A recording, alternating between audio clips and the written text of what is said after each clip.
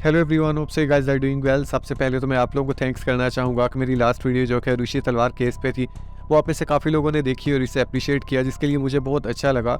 आज जो मैं केस आप लोगों के साथ शेयर करने जा रहा हूँ वो एनी दीवानी केस है, जिसे द हनीमून मर्डर केस भी कहा जाता है।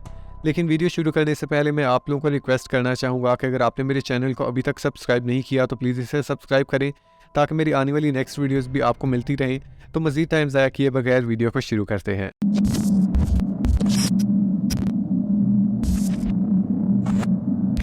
एनी दीवानी 1982 को स्वीडन में पैदा हुई। उसके फादर का नाम विनोद और मदर का नाम नीलम हिंदोचा था। विनोद और नीलम जो कि इंडिया से शिफ्ट होकर युगांडा में आए थे, वहाँ रहते थे। लेकिन 1970s में युगांडा के प्रेसिडेंट ने साउथ एशियन लोगों को वहाँ से एक्सपेल किया था और उनको 19 डेज़ का टाइम दिया था कि वो इस कंट्री को छोड़ के बाहर चले जाएं। और इसके बाद वो स्वीडन में शिफ्ट हो जाते हैं, जहाँ एनी पैदा होती है। एनी के दो बड़े सिबलिंग्स थे, उसकी सिस्टर का नाम एमी और भाई का नाम अनीश था। उनका कहना था कि एनी एक ऐसी लड़की थी जो कि उनकी पूरी फैमिली को जोड़ के रखती थी। वो हर टाइम उनसे हंसी मजाक करती रहती थी और वो उन सबसे बहुत ज़्यादा प्यार करती थी। उसके लिए फैमिली बहुत ज़्यादा इंपॉर्टेंस रखती थी और वो बच्चों से बहुत प्यार करती थी। एमी के दोनों बच्चों की पिक्चर्स एनी के वर्क डेस्क पे पड़ी होती थी। एनी ने ग्रेजुएशन की थी और उसने इंजीनियरिंग की डिग्री ली थी। ग्रेजुएशन कंप्लीट करने के बाद वो स्टॉकहोम में शिफ्ट हो जाती है, जहां वो एक फ़ोन कंपनी जिसका नाम एरिक्सन था, वहां पे मार्केटिंग की जॉब शुरू कर देती है। 2008 में जब उसकी एज 28 ईयर्स होती है, वो लंदन ट्रिप पे जाती है, जहां वो शिरीन दीवानी से मिलती है, जिसकी एज उस टाइम 30 ईयर्स थी और उसके पेरेंट्स भी इंडिया से ही आए थे। शिरीन की मदर भी पहले युगांडा में रहती थी, लेकिन वो शिफ्ट होकर यूके में आ जाती है और इसी तरह उसके फादर जो कि केनिया में रहते थे, वो यूके में आ जाते हैं और उनका बिजनेस यहाँ पे काफ़ी अच्छा था। यहाँ उन लोगों की नर्सिंग होम की एक काफ़ी बड़ी चेन थी और शिरीन एक काफ़ी सक्सेसफुल चार्टर्ड अकाउंटेंट था और उसने अपना फैमिली बिजनेस संभाल लिया था। और यही रीज़न थी कि 30 की एज से पहले ही वो एक मिलियनेयर बन गया था। एनी की एक रिलेटिव उसे शिरीन से इंट्रोड्यूस करवाती है और वो दोनों कॉफ़ी शॉप पे एक डेट पे जाते हैं। वो नोट करती है कि स्टार्टिंग में शिरीन उसमें बिल्कुल भी इंटरेस्टेड नहीं था, इसलिए वो सोचती है कि उसको एक और चांस दिया जाए और वो दोबारा डेट पे जाते हैं। एनी उसमें काफ़ी इंटरेस्टेड थी क्योंकि वो गुड लुकिंग था और उसका सेंस ऑफ ह्यूमर भी काफ़ी अच्छा था। अब वो अपनी ट्रिप खत्म करके स्वीडन वापस चली जाती है और इस तरह उन दोनों के फैमिली मेम्बर्स मिलते हैं। वो अपने फादर को ये भी बताती है कि शिरीन शादी से पहले सेक्स में बिल्कुल भी बिलीव नहीं करता और ये एक ऐसी चीज़ थी जो उसके फादर को काफ़ी अच्छी लगती है और इस तरह वो उसकी शादी के लिए मान जाते हैं। अब एनी जो कि स्वीडन में रहती थी और शिरीन लंदन में रहता था, इसलिए उन लोगों का लॉन्ग डिस्टेंस रिलेशनशिप चलता रहता है और वो दोनों एक दूसरे से बातें करते रहते हैं। जनवरी 2010 में उन दोनों का कुछ देर के लिए ब्रेकअप होता है क्योंकि उन लोगों के रिलेशनशिप में काफ़ी ज़्यादा इश्यूज आने लग गए थे। लेकिन फरवरी 2010 में उन दोनों का दोबारा से पैचअप हो जाता है और वो दोनों एक दूसरे से फिर बातें करने लग जाते हैं। लेकिन कुछ देर बाद एनी ये डिसाइड करती है कि वो अपनी जॉब छोड़ दे और फिर वो लंदन में शिफ्ट हो जाती है ताकि वो अपनी रिलेशनशिप को मजीद बेहतर कर सके। 3 मंथ बाद मई 2010 में उन दोनों की एंगेजमेंट हो जाती है और शादी से 3 मंथ पहले एनी इंडिया में चली जाती है ताकि अपनी शादी की सारी अरेंजमेंट्स वगैरह करवा सके। उनकी शादी का फंक्शन 3 दिन तक चला था, जो कि बहुत ही ज़्यादा लेविश था। जैसा कि हर कपल की ड्रीम होती है कि उनकी शादी अच्छे से अच्छे तरीके से हो, लेकिन उनके फंक्शन को देख के यही लगता था कि उन्होंने अपनी सारी ड्रीम्स वहाँ पे पूरी की हों। शादी के बाद वो अक्टूबर 2010 में ब्रिस्टल यूके में आते हैं, जहाँ वो दिवाली सेलिब्रेट करते हैं और 7 नवंबर को वो हनीमून के लिए निकल जाते हैं। सबसे पहले वो Kruger national park south Africa में उतरते हैं, जहाँ वो कुछ रातें स्टे करते हैं और उसके बाद वो केप टाउन के लिए निकल जाते हैं। जब वो लोग केप टाउन पहुँचते हैं, शिरीन एक टैक्सी को रोकता है ताकि होटल जाया जा सके, जबकि होटल की तरफ से कार सर्विस दी गई थी। लेकिन इस चीज़ का आइडिया नहीं है कि शिरीन ने टैक्सी को ही क्यों चूज़ किया। या तो वो पैसे बचाना चाहता था या इसके पीछे कुछ रीज़न थी। उस टैक्सी ड्राइवर का नाम जोला टोंगो था और जिस टैक्सी में वो बैठे थे वो वॉक्सवैगन मिनी वैन थी। अब वो उनको एयरपोर्ट से पिक करता है और उनके होटल में ड्रॉप करता है, जो कि ऑलमोस्ट 20 मिनट्स का रास्ता था। उस होटल का नाम केप ग्रेस होटल था, जो कि काफ़ी ज़्यादा लग्जूरियस होटल था। वहाँ पहुँचने के बाद एनी होटल में चेक इन के लिए चली जाती है, जबकि शिरीन बाहर खड़ा उस टैक्सी वाले से 10 मिनट तक बातें करता रहता है। मीन्स कि उसे थैंक्स बोलता है या उसकी सर्विस के बारे में बताता है कि बहुत अच्छी थी। शिरीन उसे कहता है कि वो यहाँ टूर के लिए आए हैं, इसलिए अगर वो चाहे तो इनका अनऑफिशियल टूर गाइड या ड्राइवर बन सकता है ताकि वो इनको केप टाउन घुमाए और कल इनको डिनर पे जाना है वहाँ पे लेके जाए। शिरीन को ये भी लगता था कि इनके साथ एक ऐसा आदमी होगा जिसको सारे रास्ते आते हैं या केप टाउन का पता है, इसलिए इनको टूर में आसानी हो जाएगी। अब नेक्स्ट डे 13 नवंबर को जोला उनके होटल में आता है, जहाँ से वो सिर्फ शिरीन को पिक करता है। शिरीन मनी एक्सचेंज करवाता है और जोला उसको वापस उसके होटल में उतार देता है। एनी और शिरीन ने ऑलमोस्ट पूरा दिन होटल में गुजारा था। वो लोग सिर्फ बार में गए थे ताकि कुछ ड्रिंकिंग वगैरह कर सकें। 7:30 PM पे जोला उनके होटल में वापस आता है ताकि उनको पिक कर सके, क्योंकि उन्होंने एक डिनर की बुकिंग की थी और जिस जगह पे उन्होंने डिनर की बुकिंग की थी वो जगह बहुत खूबसूरत थी, जिसे 96 वाइनरी रोड के नाम से भी जाना जाता है। वो लोग डिनर के लिए जा रहे होते हैं, लेकिन रास्ते में वो लोग डिसाइड करते हैं कि अब उनको वहाँ नहीं जाना है जहाँ उन्होंने बुकिंग करवाई थी। इसलिए वो जोला से कहते हैं कि उनको एक दूसरे रेस्टोरेंट में ड्रॉप कर दे, क्योंकि उनको कुछ लाइट मील लेना था। वो उनको 9 बजे से पहले उस रेस्टोरेंट में ड्रॉप करता है और 10:30 के बाद आके उनको वहाँ से पिक कर लेता है। अब टैक्सी ड्राइवर वापस उनको उनके होटल में छोड़ने के लिए जा रहा होता है, लेकिन एनी और शेन उसे कहते हैं कि उनको उस रास्ते से नहीं जाना जहाँ से वो आए थे, बल्कि उनको केप टाउन या साउथ अफ्रीका की रॉ या ओरिजिनल साइट देखनी है। इसलिए उसे कहते हैं कि उनको उस रास्ते से लेके जाएं जिसके बारे में वो जानता है। जोला उनको बताता है कि वो एक टाउन के बारे में जानता है जिसका नाम गोगोलेटू है और वो उनको वहाँ से लेके जाएगा। लेकिन वो प्लेस बिल्कुल भी सेफ नहीं थी, क्योंकि 2005 से 2010 के दरमियान वहाँ पे ऑलमोस्ट 700 मर्डर्स हो चुके थे, जिसका मतलब था कि हर 2.5 डे बाद वहाँ पे एक मर्डर होता था। और उस टाइम तो ऑलरेडी 10:30 से ज़्यादा का टाइम हो चुका था। अभी वो लोग उस टाउन में एक टर्न लेने लगते हैं कि उनके सामने 2 आदमी भागते हुए आते हैं जिन्होंने हाथों में गन्स पकड़ी होती हैं और वो उनके दरवाजे पे आकर ज़ोर ज़ोर से हिट करने लग जाते हैं। अब उनमें से एक हाईजैकर सबसे पहले ड्राइवर की तरफ आता है और उसे बाहर निकाल देता है। दूसरा हाईजैकर एनी और शेन के साथ पीछे बैठ जाते हैं और अब वो लोग गाड़ी को ड्राइव करना शुरू कर देते हैं। वो लोग ऑलमोस्ट 20 मिनट गाड़ी को ड्राइव करते हैं और अब वो शेन और एनी से कहते हैं कि वो लोग उनको नुकसान नहीं पहुँचाना चाहते, बल्कि उनको सिर्फ गाड़ी चाहिए, लेकिन वो उनको गाड़ी से बाहर सेपरेटली उतारना चाहते हैं। इसलिए सबसे पहले वो शेन को बाहर निकाल देते हैं और एनी को अपने साथ ले जाते हैं। जोला, जिनको ऑलरेडी गाड़ी से बाहर निकाल चुके थे, वो इमीडिएटली पुलिस को कॉल कर देता है और अब शेन, जिसको गाड़ी से बाहर निकाला गया था, वो लोगों के घरों में जाकर ज़ोर ज़ोर से दरवाज़ा नॉक करने लग जाता है कि कोई उसकी हेल्प करे। और इस तरह एक आदमी बाहर आता है। शेन उसको सारा किस्सा बताता है और अब वो लोग भी पुलिस को कॉल कर देते हैं। अब पुलिस भी उस जगह पे पहुंच जाती है और जोला और शेन को पिक कर लिया जाता है, लेकिन एनी का कहीं पता नहीं चल पाता और पुलिस शेन को उसके होटल में ड्रॉप कर देती है। एनी के घर वालों को भी इसके बारे में इन्फॉर्म कर दिया जाता है, लेकिन यहाँ एक चीज़ वियर्ड है कि शेन खुद उनको ये सब नहीं बताता, बल्कि शेन ये सब अपने पेरेंट्स को बताता है और शेन के पेरेंट्स फिर ये सारी चीज़ें उसके घर वालों को बताते हैं। एनी का फादर विनोद नेक्स्ट डे 14 नवंबर को ही फ्लाइट लेके स्वीडन से केप टाउन पहुंच जाता है। अब पुलिस को एक ऐसे टाउन से कॉल रिसीव होती है जो कि गोगोलेटो से सिर्फ 20 मिनट्स दूर था और उनका बताना था कि रोड साइड पे उनको एक वोक्सवैगन मिनी वैन नजर आई है जो कि पूरी रात से वहीं खड़ी है और इसलिए ये काफ़ी स्ट्रेंज चीज़ है। अब पुलिस उस मिनी वैन की लोकेशन पे पहुंच जाती है और एनी रिवानी की डेड बॉडी उनको उस गाड़ी की बैक साइड से मिलती है। वो लोग देखते हैं कि उसकी गर्दन पे गोली मारी गई है जो कि उसकी नेक को क्रॉस करते हुए गाड़ी की बैक साइड पे लगी थी। उसको गोली मारने के बाद वो लोग उसको गाड़ी की बैक साइड पे रख देते हैं जहां उसका खून निकलता रहता है और इस तरह उसकी डेथ हो जाती है। She was shot with one bullet in the neck and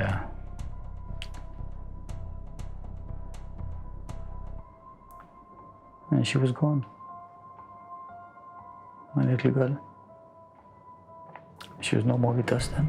उनको सेक्सुअल असॉल्ट के कोई भी साइन नज़र नहीं आए थे, लेकिन उसके थाइस पे कुछ जख्मों के निशान थे जो कि गोली लगने के बाद वो खुद को बचाने के लिए ये स्ट्रगल की वजह से थे। हाईजैकर्स उसकी सारी ज्वेलरी और एक्सपेंसिव आइटम्स अपने साथ ले गए थे।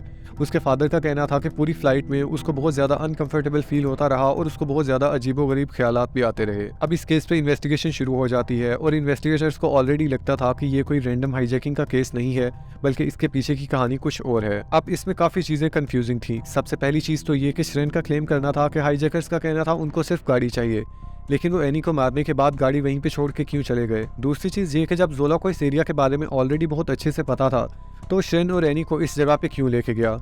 उसका कहना था कि एनी इंसिस्ट कर रही थी कि उसको इस जगह पे जाना है, जबकि एनी की सिस्टर एमी का कहना था कि इस पूरे टूर में वो उसके साथ कांटेक्ट में थी और उसका कहना था कि वो बिल्कुल भी ऐसी जगहों पे नहीं जाना चाहती जहां उसके साथ कुछ बुरा हो। अभी तक इस केस की कोई सेंस नहीं बन रही थी कि वो लोग सिर्फ एनी को ही क्यों मार के गए, क्योंकि अगर ऐसा होता कि एनी ने उनका फेस देख लिया था और इसलिए वो उसे मार गए, लेकिन ऐसा भी बिल्कुल नहीं था, क्योंकि जोला और शेन दोनों ने उनका फेस देखा था और वो लोग उनको नहीं मार के गए बल्कि सिर्फ एनी को मार के चले गए। मीडिया की तरफ से इस केस को बहुत ज़्यादा कवरेज मिल रही थी और इसलिए हर किसी को इसके बारे में पता चल गया था, क्योंकि 2010 में साउथ अफ्रीका में वर्ल्ड कप होने वाला था और वहाँ के अथॉरिटीज़ पे बहुत ज़्यादा प्रेशर था। वहाँ की अथॉरिटीज़ ये बिल्कुल नहीं चाहती थी कि इस केस की वजह से टूरिज्म इंडस्ट्री पे कोई बुरा असर पड़े, क्योंकि हर जगह इस केस की हेडलाइंस चल रही थी। इसलिए अथॉरिटीज़ जल्द से जल्द इस केस को सॉल्व करना चाहती थी। जिस मिनी वैन से उनको एनी की डेड बॉडी मिली थी, वहाँ से उनको कुछ प्रिंट्स मिलते हैं जिसके थ्रू वो अपने पहले सस्पेक्ट तक पहुँचते हैं। उनका पहला सस्पेक्ट 25 ईयर ओल्ड लड़का था जिसका नाम कलोले मंगेनी था, जिसे मर्डर के 3 दिन बाद मीन 16 नवंबर को अरेस्ट कर लिया जाता है। मैं इस चीज़ के लिए अभी से सॉरी करना चाहता हूँ कि अगर मैं इनके नेम गलत प्रोनाउंस करता हूँ, क्योंकि इनके नेम बहुत डिफिकल्ट हैं और इनको याद करना भी एक काफ़ी मुश्किल टास्क है। मंगेनी जिसको अरेस्ट किया गया था, उसकी ऑलरेडी क्रिमिनल हिस्ट्री थी और उसका सारा डाटा पुलिस के पास था, इसलिए पुलिस को उसको अरेस्ट करने के लिए ज़्यादा भागना नहीं पड़ा और उसने भी सब चीज़ों को बहुत जल्दी कन्फेस कर लिया। अब वो अपने साथ एक दूसरे लड़के का नाम बताता है जिसकी एज 27 ईयर्स थी और उसका नाम जिममदुडा क्वाबे था और उसका कहना था कि एक्चुअली में ये क्वाबे है जिसने एनी को शूट करके मारा है। 2 दिन बाद 18 नवंबर को क्वाबे को भी अरेस्ट कर लिया जाता है और वो भी हर चीज़ को बहुत जल्दी कन्फेस कर लेता है। अब वो अपने साथ एक तीसरे लड़के का नाम बताता है जिसकी एज 33 ईयर्स थी और उसका नाम मंडे मोमुलाम्बो था और इस तरह मंडे को भी अरेस्ट कर लिया जाता है। मंडे पुलिस को बताता है कि टैक्सी ड्राइवर जोला टोंगो ने उसे कहा था कि उसे एक हिटमैन चाहिए, जिसके बाद मंडे उसे क्वाबे और मैंगेनी से इंट्रोड्यूस करवाता है और इसके बाद जोला को भी अरेस्ट कर लिया जाता है। अब पुलिस ने 4 लोगों को अरेस्ट कर लिया था और उनके अकॉर्डिंग जोला जिसने ये सब चीज़ें ऑर्गेनाइज करवाई थी, मंडे जिसने उसे हाईजैकर्स के बारे में बताया था और हाईजैकर्स जिनका नाम क्वाबे और मैंगेनी था। Now let's talk about the story जो कि जोला ने क्लेम किया था। उसका कहना था कि स्टिन और एनी जब पहली दफ़ा केप टाउन में आए थे और ये इनको उनके होटल में ड्रॉप करने के लिए आया था। एनी होटल में चेक इन के लिए चली जाती है और अगर आप लोगों को याद हो, मैंने स्टार्टिंग में कहा था कि ये बाहर पार्किंग में उससे 10 मिनट तक बातें करता रहा। शिरीन उससे ये भी पूछता है कि अगर उसके पास कोई हिटमैन है जो उसकी बीवी को मार सके। जोला उसे बताता है वो किसी ऐसे इंसान को तो नहीं जानता, लेकिन उसके पास एक ऐसा फ्रेंड है जो उसका ये काम कर सकता है। शिरीन उससे कहता है कि ये पूरा सीन इस तरह का बनना चाहिए कि ये एक रैंडम अटैक लगे और उसका कहना था कि इसमें इन्वॉल्व होने वाले सब आदमियों को वो 15,000 रेंट्स देगा जो कि $2,000 बनते थे। अब जोला अपने फ्रेंड मंडे के पास जाता है और दोनों मिलकर क्वाबे को फ़ोन करते हैं। इनकी फ़ोन्स की हिस्ट्री से भी देखा जा सकता है कि ये सब लोग एक दूसरे के साथ कनेक्टेड थे। इवन सीसीटीवी फुटेजेस में भी देखा जा सकता है कि ये सब लोग एक दूसरे से मिल रहे थे और प्लानिंग कर रहे थे। मंडे ने अपने ऑफिस से ही क्वाबे को फ़ोन किया था और उसे ये कहा था कि जिस इंसान को ये सब करवाना है उसे काफ़ी जल्दी है। अब जोला नेक्स्ट मॉर्निंग 14 नवंबर को उन दोनों के होटल में आता है जहाँ से वो श्रेन को पिक करता है और वो मनी एक्सचेंज करवा के वापस आ जाता है। श्रेन अपने साथ काफ़ी ज़्यादा पैसे लेके आया था ताकि मनी को एक्सचेंज करवाया जा सके। उसने किसी भी किस्म का कोई क्रेडिट या डेबिट कार्ड यूज़ नहीं किया था ताकि कोई भी हिस्ट्री ना मिल पाए। अब पैसे एक्सचेंज करवाने के बाद जोला श्रेन को उसके होटल में उतारता है और खुद वो क्वाबे से मीटिंग के लिए चला जाता है।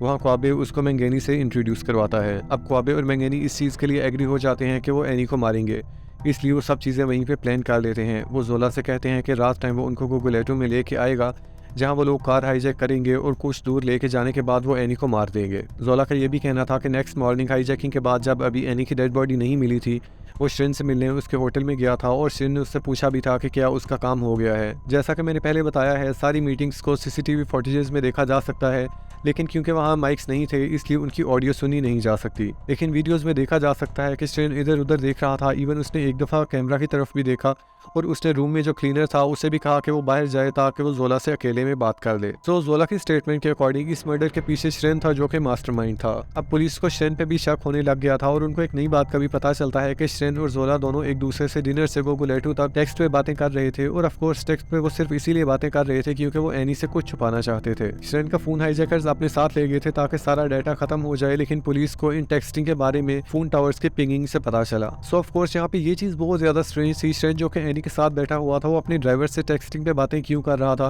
और वो कौन सी ऐसी बातें थी जो अपनी बीवी के सामने ड्राइवर से नहीं कर सकता था।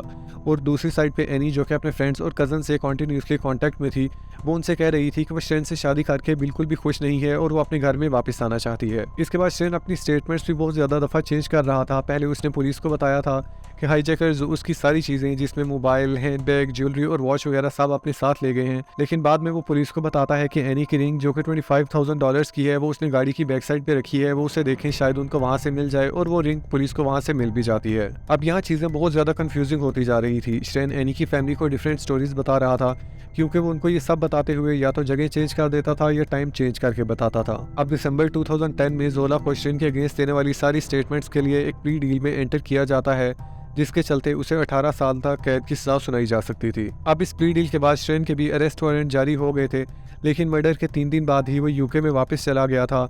इवन एनी के फ्यूनरल से सिर्फ 1 दिन पहले उसने एक पिज़्ज़ा पार्टी भी रखी थी जो कि एनी की फैमिली के लिए बहुत ही ज़्यादा इनअप्रोप्रिएट और डिसरिस्पेक्टफुल चीज़ थी। दिसंबर 2010 में जोला की प्ली डील के बाद श्रेन को इंग्लैंड में अरेस्ट कर लिया जाता है, लेकिन कुछ ही देर बाद उसे बेल पे रिलीज़ कर दिया जाता है क्योंकि उसकी फैमिली ने एक पीआर एजेंट हायर किया था जिसका नाम मैक्स क्लिफर्ड था और वह काफ़ी अच्छा पीआर एजेंट था। उसने पब्लिक और मीडिया के सामने श्रेन को इस तरह पोर्ट्रे करना शुरू कर दिया था कि वो एक काफ़ी लविंग हस्बैंड है जिसको अपनी वाइफ की डेथ का काफ़ी दुख है। कुछ देर बाद श्रेन के बारे में ये रूमर्स आने लग जाते हैं कि वो सीक्रेटली गे है, जिसको श्रेन और मैक्स दोनों की तरफ से डिनाई कर दिया जाता है, लेकिन बाद में एक सेक्स वर्कर जो खुद को जर्मन मास्टर कहता था, उसका कहना था कि उसके श्रेन के साथ रिलेशंस थे और उसने श्रेन के बारे में और भी बहुत सी स्टोरीज बताई। उसने ये भी बताया था कि श्रेन गेडार वेबसाइट पे एक्टिव है, जो कि गे डेटिंग वेबसाइट है। सो मार्च 2011 में एक एक्स्ट्राडिशन हियरिंग होती है, जिसकी वजह से श्रेन को कोर्ट में अपीयर होना पड़ता है और जज उसे कहता है कि उसे अपने ऊपर लगने वाले इल्ज़ाम को क्लियर करने के लिए साउथ अफ्रीका में वापस जाना पड़ेगा। लेकिन उसका लॉयर ये अपील करता है कि श्रेन बहुत ज़्यादा डिप्रेशन से गुजर रहा है, क्योंकि पहले उसके ऊपर इल्ज़ाम लगे और अब इन रूमर्स की वजह से वो बहुत ज़्यादा डिप्रेशन में है और वो बहुत ज़्यादा मेडिसिन लेता है। इवन उसको हॉस्पिटल भी जाना पड़ता है और उसकी इस अपील को एक्सेप्ट कर लिया जाता है। लेकिन इस पूरे टाइम के दौरान एनी की फैमिली की सिचुएशन बहुत ज़्यादा बुरी थी। उनका कहना था कि वो हर टाइम एनी को याद करते रहते हैं या उसके बारे में बातें करते रहते हैं। उसके फादर विनोद और उसकी सिस्टर एमी को वीकली साइकेट्रिस्ट के पास जाना पड़ता है और उसकी मदर नीलम की हेल्थ भी बहुत ज़्यादा ख़राब रहने लग गई है। Life is changed, totally changed. The loss of Annie has really affected us such a big way. उनको एनी की डेथ का दुख तो था ही, लेकिन इसके साथ साथ जो मीडिया अटेंशन थी या उनके सवालों के जवाब देना पड़ते थे, या इसके अलावा जो वो लीगल बैटल लड़ रहे थे, उसके लिए वो बहुत ज़्यादा डिप्रेशन में थे और वो ये चाहते थे कि एनी को जस्टिस मिले। और फाइनली 2011 से 2012 के दौरान उन चारों सस्पेक्ट्स को जिनको अरेस्ट किया गया था कोर्ट की तरफ से, उनको फैसला सुना दिया जाता है। क्वाबे, जिसको 25 ईयर्स के लिए प्ली डील में एंटर किया गया था, उसे 25 ईयर्स के लिए कैद की सज़ा सुना दी जाती है। और जोला, जो कि टैक्सी ड्राइवर था, जिसे ऑलरेडी 18 ईयर्स की प्री डील दी गई थी, उसे भी 18 साल के लिए कैद की सज़ा सुना दी जाती है। मंडे को इस चीज़ पर आज़ाद कर दिया जाता है और उसे कोई सलाह नहीं दी जाती कि अगर वो श्रेन के अगेंस्ट बिल्कुल सच्चे सबूत देगा।